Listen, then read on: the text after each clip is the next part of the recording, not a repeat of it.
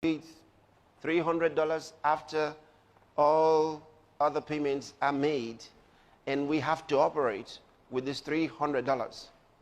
The other guy says it's 45,000 naira I'm left with, and it's never enough. Even our rent house will be 60,000. You know, it depends on what your understanding of money is. And hear me. The reason what I'm sharing with you now is so important is this. All your life, no one might have taught you about money. At home, your parents may have never taught you about money. So what you may have learned about money would be what most people know about money. But most people are poor by the records. Therefore, what most people know about money helped them to be poor. So, to be different, you must know what the few people who are not poor and do far better and are prosperous know about money. So there's got to be a difference in your attitude to it, your understanding of money. Okay. First things first. Money is only a seed. And in reality does not exist. Now. Imagine you writing this in your notes and somebody else reading this will think you're crazy. So please be careful. It exists in the mind of the poor.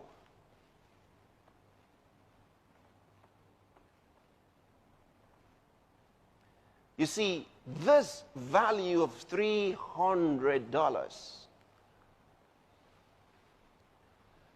exists in the mind of the poor. Why is he poor? Because he was raised poor. He was raised to think that way. He was raised to function in poverty. So he has a value for this $300. And so he calculates all that he can do, and $300 not enough. And since it's not enough, he wonders, what can I do? What would I do with my life? Never enough. Because in his head, this 300 keeps spinning. He's got $300. This is his understanding. This is his limitation. And because this is his limitation, he cannot go beyond $300 in what he does. His only option will be one of two things. If he's going to do more than $300 could ever do, one, he's going to have to beg,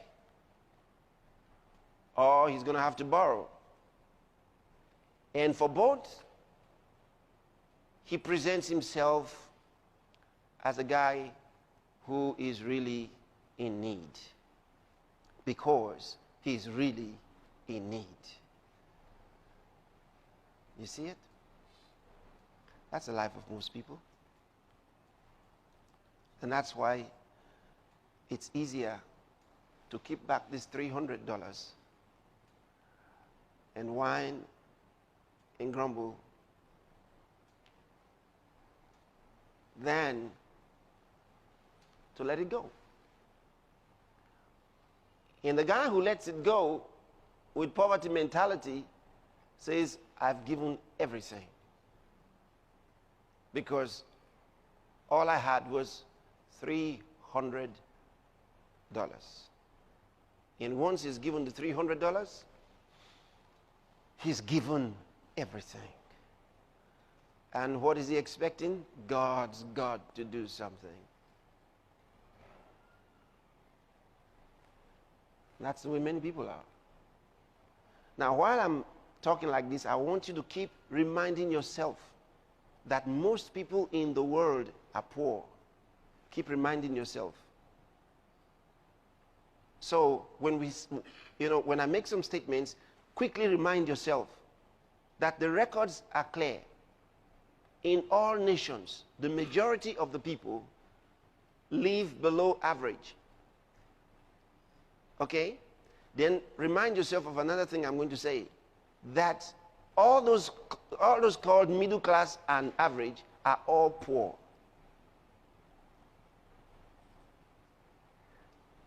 Mark it. So while I'm talking, if I make some statements that startle you, quickly remind yourself that majority of the world are poor, including those called middle class.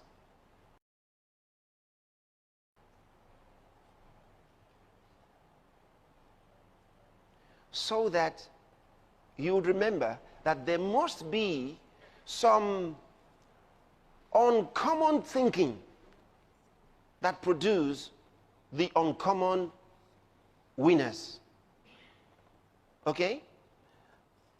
So if I say some things that are uncommon, quickly remind yourself that the common ones have produced poverty anyway. So what do you do with the common thinking?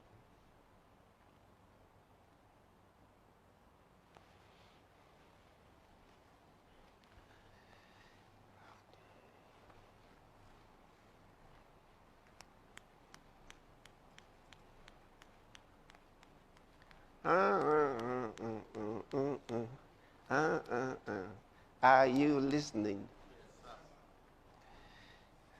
Tell you a little story.